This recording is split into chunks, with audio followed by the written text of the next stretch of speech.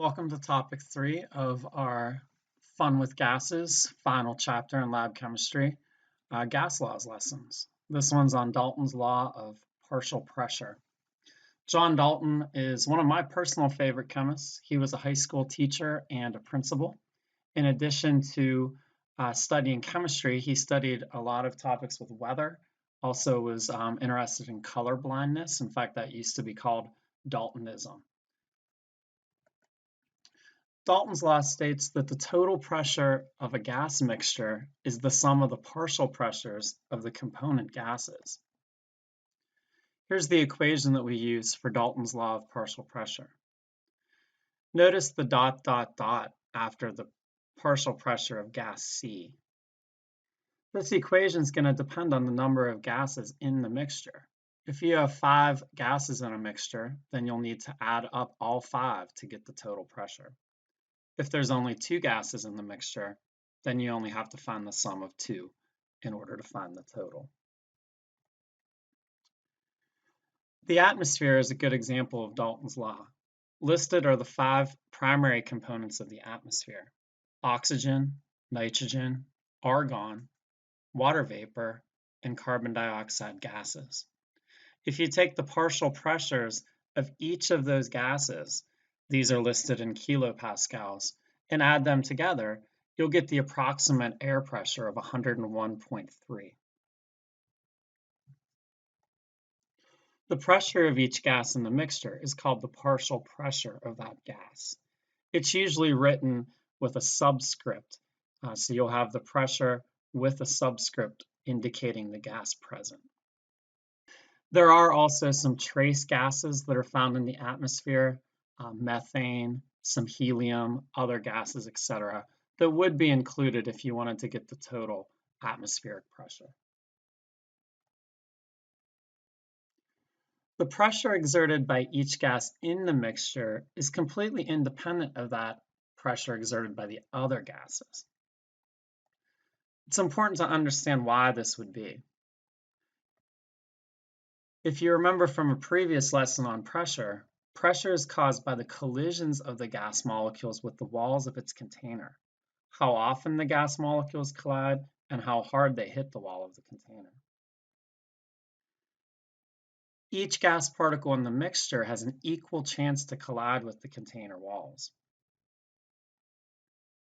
So to get the total pressure, that would be the result of the total number of collisions that are hitting the walls of the container, regardless of what type of gas particle is hitting the wall.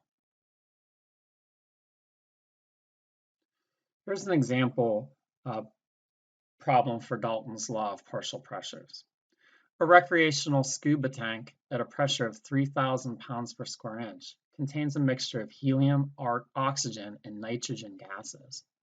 If the partial pressure of nitrogen is 1,200 psi and the partial pressure of oxygen is 300 psi, what is the partial pressure of the helium in the tank? So we'll take the total pressure equals the sum of the partial pressures of the gases in the mixture.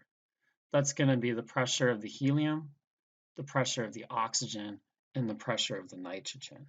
Those 3 partial pressures added together will give you the total. The total pressure was given in the problem of 3,000 pounds per square inch. The pressure of the helium is what we're asked to solve for. We'll make that the x, and then we'll put in the pressures for oxygen and nitrogen respectively, 300 and 1,200 psi. You then just use algebra to solve for x. We're going to subtract 1,500 psi on both sides of the equation. 300 plus 1,200 equals 1,500. So we'll be able to simply do the math there, 1,500 psi, 3,000 minus 1,500. No calculator really needed for this problem, but you'd be welcome to use that if you needed it. A special type of Dalton's law problem involves the vapor pressure of water. When we produce gases in the lab setting, they're often collected over water using a water displacement method. So they're not actually going to be pure gases.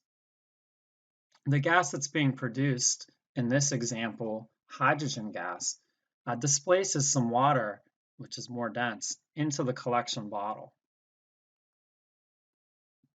You can apply Dalton's law to determine the partial pressure of the dry gas collected. So you might think that you're collecting hydrogen gas, but it's really a mixture of hydrogen gas with some water molecules mixed in, what we call water vapor. To find the dry gas pressure, we would have to subtract away the water vapor pressure. Here's an example of that application.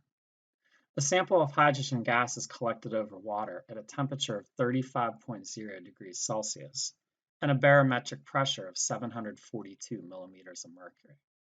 What is the partial pressure of the dry hydrogen gas? Now, the total pressure of this mixture is going to be equal to the outside air pressure given by the barometer. So the total pressure will be 742.0 millimeters of mercury. In order to find the water vapor pressure, we need to look into our textbook in the appendix. It's page R63, appendix table B8. That will give you the pressure at each temperature. So I'm plugging into my formula. The total pressure given is 742 millimeters of mercury. The gas pressure for hydrogen is what we're asked to solve for. I'll make that X. And when I look up on my water vapor pressure chart, the pressure of water is 42.2 millimeters of mercury at 35 degrees Celsius. I'm going to use algebra and use my calculator to solve for X, the partial pressure of the dry hydrogen gas. X equals 699.8 millimeters of mercury in this problem.